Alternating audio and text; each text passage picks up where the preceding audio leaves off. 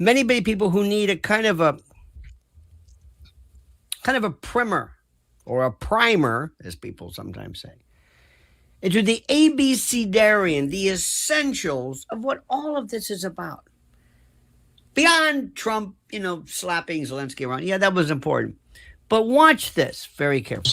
Putin's intention in the war, not the propaganda that's written about this. Oh, that they failed and he was going to take over Ukraine. Watch. The idea was to keep NATO. And what is NATO? It's the United States.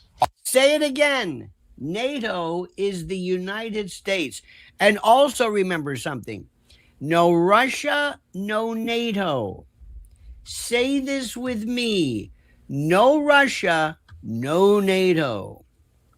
And what is NATO? It's the United States off of Russia's border.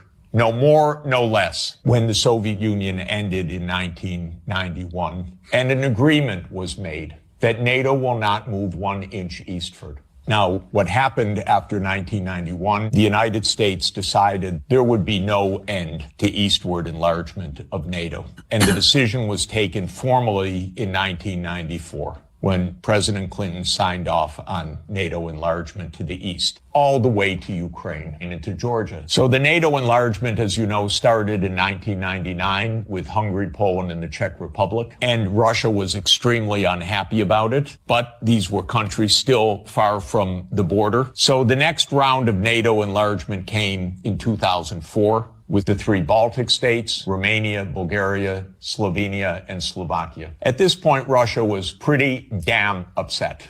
So as everybody recalls, in 2007, President Putin said, stop, enough. And of course, what that meant was in 2008, the United States jammed down Europe's throat enlargement of NATO to Ukraine and to Georgia. This is right up against Russia. And Russia protested because if Russia decided to have a military base on the Rio Grande or the Canadian border, not only would the United States freak out, we'd have war within about 10 minutes. And a month later, a war broke out. That gets Georgia destroyed. And starting in 2010, the U.S. put in Aegis missile systems in Poland and then in Romania. And Russia doesn't like that. In 2010, Viktor Yanukovych was elected on the platform of neutrality. Russia had no territorial interests or designs in Ukraine at all. What Russia was negotiating was a 25-year lease for Sevastopol Naval Base. That's it. Not for Crimea, not for the Donbass, nothing. In 2014, the U.S. worked actively to overthrow Yanukovych. Everybody knows the phone call by my Columbia University colleague, Victoria Nuland, and the U.S. Ambassador Peter Piot. Listen to it. It's fascinating. I don't think Klitsch should go into the government. I don't think it's necessary. I don't think it's a good idea. I think Yats is the guy who's got the economic experience, the governing experience, and, fuck the EU. No, exactly. And I think we've got to do something to make... You don't get better evidence. Then came Minsk, and especially Minsk II.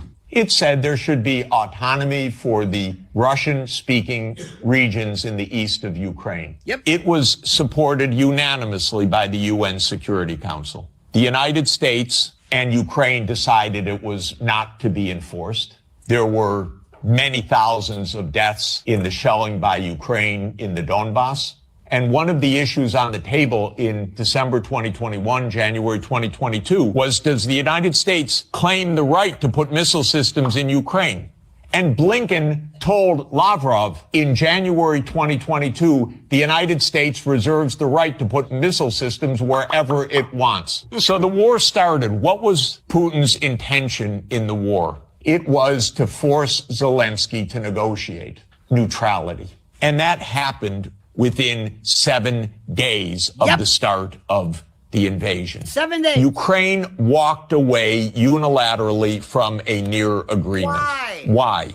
Because the United States told them to. The idea was that there would be Ukraine, Romania, Bulgaria, Turkey, and Georgia that would deprive Russia of any international status by blocking the Black Sea.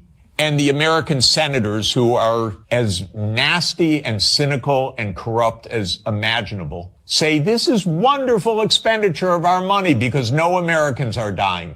It's the pure proxy war. And since the U.S. talked the negotiators away from the table, about 1 million Ukrainians have died or been severely.